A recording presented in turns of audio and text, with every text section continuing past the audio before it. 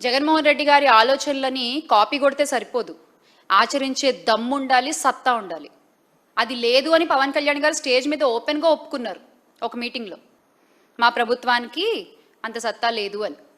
దాని రోజున ఎమ్మెల్యేలు నాయకులు అందరూ నిజం చేస్తూ వస్తున్నారు.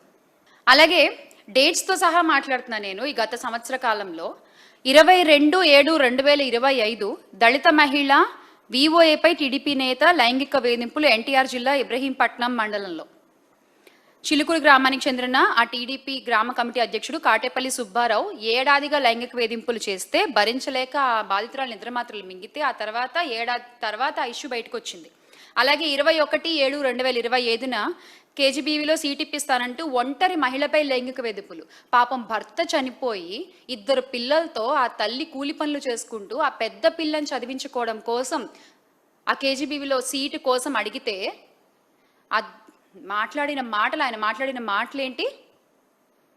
నువ్వు నా దగ్గరికి వస్తేనే నీ పిల్లకి సీట్ దొరుకుతుంది అంట. అంటే భర్త లేని మహిళలకి మీ నాయకులు ఇచ్చేటువంటి రక్షణ ఇది. ఎంత గొప్పగా ఉందో, ఎంత అందంగా ఉందో దయచేసి ఈ కూటమి ప్రభుత్వం గమనించాలి. వారిపై తగిన చర్యలు తీసుకుంటే బాగుంటుంది. ఆ బాధితురాలకు అండగా నిలబడితే బాగుంటుంది.